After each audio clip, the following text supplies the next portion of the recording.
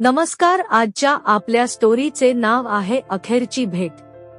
अखेर असे काय घडले होते जान्हवी सोबत की ज्यामुळे ती शेवटच्या घटका मोजत असतानाही डॉक्टरांनी पती अमनला तिला स्पर्श करू नकोस असे सांगितले होते. माझी एक इच्छा आहे, मला वचन दे तू ती पूर्ण करशील. जान्हवीची नजर माझ्या चेहऱ्यावर स्थिरावली होती. मला सांग, काहीही झाले तरी तुझी प्रत्येक इच्छा पूर्ण करणे हेच माझ्या आयुष्याचे ध्येय आहे. तू फक्त सांगून तर बघ, मी भावनाविवश होत म्हटले. मग मी सांगते असे म्हणत ती माझ्या जवळ आली. तिच्या डोळ्यात माझ्यासाठी जणू प्रेमाचा सागर होता. मला हे जाणवत होते की तिच्या शांत, आनंदी, निळ्या डोळ्यात माझ्यासाठीचे प्रेम ओसंडून वाहत होते. माझ्या मिठीत गुरफटून तिने माझ्या ओठांना हळूवार स्पर्श केला. तो क्षण अद्वितीय होता. आयुष्यातला सर्वात सुंदर आणि अनमोल क्षण जो काही काळ असाच आम्हा दोघांच्या मिठीत स्थिरावला होता.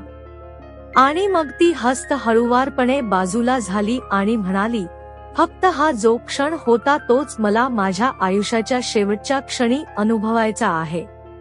मला वचन दे की मी तुला सोडून जाणार असेन त्या क्षणी तू माझ्या जवळ असशील. तुझ्या प्रेमळ मिठीतच मी माझा शेवटचा श्वास घेईन. तिचे शब्द माझ्या हृदयाला भिडले. मी भावनाविवश होत म्हणालो, मी वचन देतो, पण अशी वेळ मी येऊच देणार नाही. मीही तुझ्यासोबत जाईन. मी एकटा राहून काय करणार असे म्हणत मी तिला माझ्या मिठीत घेतले. तिच्या जाण्याच्या नुसत्या कल्पनेने माझे हृदय वेगाने धडधडू लागले. माझे तिच्यावर खूप प्रेम होते. माझे जीवन माझी जान्हवी होती. महाविद्यालयातील पहिल्या दिवशी मी ज्या मुलीच्या प्रेमात पडलो ती जान्हवी होती. तिला पहिल्यांदा पाहिले आणि बघतच राहिलो. असे म्हणतात की हे पहिल्या नजरेतील प्रेम असते जे मी आतापर्यंत फक्त चित्रपटांमध्ये पाहिले होते.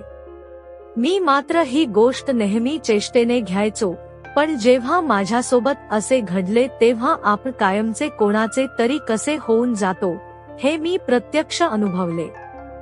जान्हवी आणि माझी मैत्री संपूर्ण महाविद्यालयात प्रसिद्ध होती. माझ्या कुटुंबियांनीही आमच्या प्रेमाला तत्परतेने मान्यता दिली. मी वैद्यकीय शिक्षणासाठी न्यूयॉर्कला गेलो आणि जान्हवी दिल्लीत राहिली. काही वर्षे आम्ही एकमेकांपासून दूर होतो, पण मनाने एकमेकांशी जोडलेले होतो. शिक्षण पूर्ण करून मी परत आलो तेव्हा लगेचच एका चांगल्या रुग्णालयात रुजू झालो. जान्हवी ही एका कंपनीत काम करत होती. आणखी उशीर न करता आम्ही लग्न केले. आम्ही खूप आनंदी जीवन जगत होतो. एके दिवशी सकाळी जान्हवी माझ्या मिठीत शिरली आणि हळूच म्हणाली, नवरोबा आता तयारीला लागा. लवकरच तुला घोडा व्हावे लागेल. तिचे असे विचित्र बोलणे ऐकून मला आश्चर्य वाटले. असे काय बोलतेस? घोडा आणि मी? का, कशासाठी? तू तुझ्या बाळाची इच्छा पूर्ण करणार नाहीस का असे मला विचारताना जान्हवी लाजली. तिला काय सांगायचे ते माझ्या लक्षात आले. मी आनंदाने उडी मारली आणि तिच्या कपाळाचे चुंबन घेतले. तिचा हात धरून म्हणालो, आज तू मला जगातला सर्वात मोठा आनंद दिला आहेस. माझे तुझ्यावर खूप प्रेम आहे. आम्ही दोघे एका वेगळ्या जगात पोहोचलो होतो. आमच्यात एकमेकांबद्दलचे बोलणे कमी आणि बाळाबद्दल जास्त गप्पा होऊ लागल्या. बाळासाठी काय विकत घ्यायचे, ते कसे ठेवायचे, तो काय आणि कसा बोलेल, काय करेल, यावर आम्ही तासनतास गप्पा मारत असू. डॉक्टर असल्यामुळे माझ्याकडे फारसा वेळ नव्हता, तरीही वेळ मिळताच मी होणाऱ्या बाळासाठी काहीतरी विकत घ्यायचो. एक संपूर्ण खोली मी बाळाच्या सामानाने भरली होती. जान्हवीची पूर्ण काळजी घेणे, तिला योग्य आहार आणि औषधे देणे, तिच्या जवळ बसून भविष्याची स्वप्ने पाहणे, हे सर्व करताना मला आनंद मिळत होता. काळ पंख लावल्याप्रमाणे वेगाने उडू लागला. जान्हवीच्या गरोदरपणाला 5 महिने उलटून गेले होते. त्या आनंदाच्या क्षणाची आम्ही आतुरतेने वाट पाहत होतो, पण आमच्या सुखाला गालबोट लागेल हे आम्हाला कुठे माहीत होते. तो मार्च 2020 चा महिना होता. संपूर्ण जग कोरोनाच्या थैमानामुळे त्रासले होते. भारतातही कोरोना संसर्ग झपाट्याने पसरू लागला होता. मी जान्हवीला घराबाहेर पडण्याच्या सूचना दिल्या होत्या. डॉक्टर असल्याने मला बराच वेळ रुग्णालयात घालवावा लागत होता. त्यामुळे मी तिच्या आईला आमच्या घरी बोलावले, जेणेकरून माझ्या गैरहजेरीत ती जान्हवीची काळजी घेईल. दरम्यान एके दुपारी जान्हवीची बालपणीची मैत्रीण प्रिया तिला भेटायला आली. तिला भेटून जान्हवीला खूप आनंद झाला. जेव्हा जान्हवीने सांगितले की प्रिया 2 दिवसांपूर्वी वॉशिंग्टनहून परतली आहे, तेव्हा मी काळजीत पडलो आणि म्हणालो, जान्हवी, हे बरोबर नाही. तुला माहिती आहे का, परदेशातून परतणारे लोक या आजाराचे सर्वात मोठे वाहक असतात. जान्हवी, तू तिच्या जवळ जायला नको होतेस.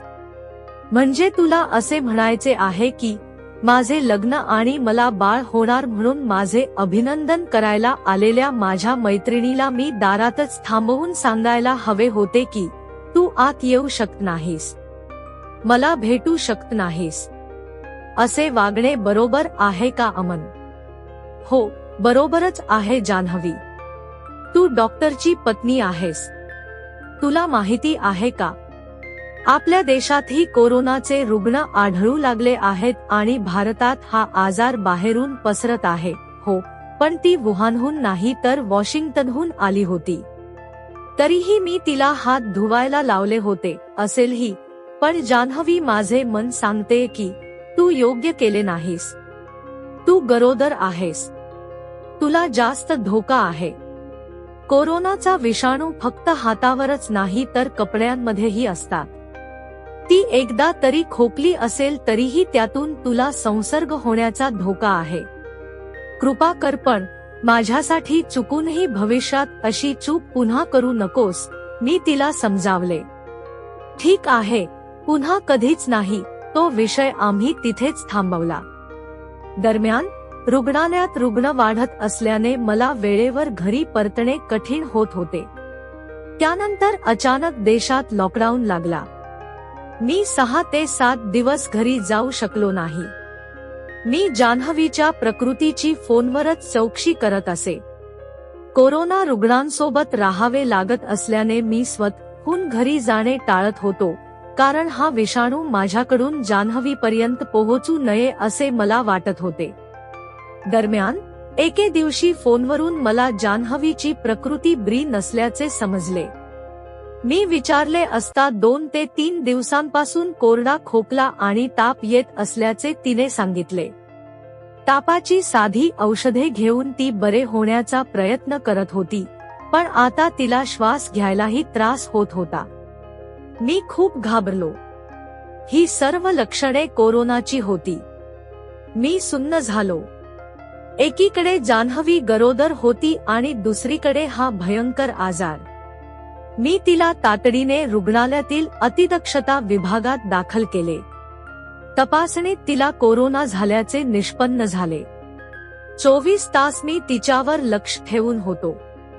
तिच्या काळजीने अस्वस्थ झालो होतो. तिची प्रकृती बिघडत चालली होती. तिच्यावर कुठल्याच औषधाचा परिणाम होत नव्हता. त्यानंतर एके दिवशी आमच्या वैद्यकीय पथकाने जाहीर केले की जान्हवीला वाचवणे आता शक्य नाही. तो क्षण माझ्यासाठी इतका धक्कादायक होता की मला अश्रू अनावर झाले. माझा जीव असलेली जान्हवी मला सोडून कशी जाईल? पाणावलेल्या डोळ्यांनी कितीतरी वेळ मी तसाच बसून होतो. मला सुरुवातीपासून आजपर्यंतची जान्हवीची प्रत्येक गोष्ट आठवत होती आणि मग अचानक मला जान्हवीने माझ्याकडून घेतलेले वचन आठवले. शेवटी जवळ असण्याचे वचन, मिठीत घेऊन शेवटचा निरोप देण्याचे वचन. मला माहित होते की कोरोनामुळे मृत्यू झाल्यास रुग्णाचा मृतदेहही कुटुंबियांना दिला जात नाही. मृत्यूपूर्वी रुग्णाला प्लास्टिकचे आवरण घातले जाते. जान्हवी पुन्हा कधीच दिसणार नाही तिला स्पर्श करता येणार नाही अशी वेळ जवळ आली आहे हेही मला समजत होते. मी माझे वचन नक्की पूर्ण करेन असे मी मनोमन ठरवले होते. मी इतर डॉक्टर आणि परिचारिकांसह जान्हवीच्या खाटेपासून थोड्या अंतरावर उभा होतो. सर्वांनाच काळजी वाटत होती. तेव्हाच मी माझा गाऊन काढला, हातमोजे काढले आणि त्यानंतर मास्क काढू लागलो. प्रत्येक जण मला असे करण्यापासून रोखत होता. एका डॉक्टरने तर मला पकडून राहण्याचा प्रयत्न केला, पण मी थांबलो नाही. मला माहित होते की आता नाही तर मग पुन्हा कधीच नाही. मी पुढे गेलो. जान्हवीजवळ जाऊन तिच्या बाजूला बसलो. तिचा हात माझ्या हातात घेतला. माझा स्पर्श होताच मोठ्या कष्टाने तिने तिचे बंद डोळे उघडले. काही क्षण मी तिच्याकडे आणि ती माझ्याकडे बघत राहिली. मग मी तिच्या ओठांना स्पर्श केला आणि तिला माझ्या हातांनी आधार दिला. आमच्या दोघांच्या डोळ्यातून अश्रू वाहत होते. तेवढ्यात जान्हवी माझ्यापासून दूर झाली आणि कसेबसे स्वतःच्या ओठांवर बोट ठेवून मला हातवारे करू लागली. नाही अमन, नाही. कृपया जा अमन, जा. माझे तुझ्यावर खूप प्रेम आहे. माझेही तुझ्यावर खूप प्रेम आहे असे म्हणत मी तिला पुन्हा एकदा स्पर्श केला, पण तिच्या हट्टामुळे मला तिथून उठून लांब जाऊन उभे राहावे लागले.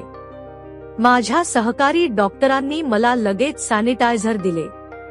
माझ्या हातांसोबत माझे ओठही सॅनिटाइज केले. मला लगेच अंघोळीसाठी पाठवण्यात आले. अंघोळ करताना मी ढसाळसा रडत होतो, कारण जान्हवी सोबतची ती माझी अखेरची भेट होती हे मला माहित होते. स्टोरी आवडल्यास व्हिडिओला लाईक करा आणि चॅनलला सबस्क्राईब करा.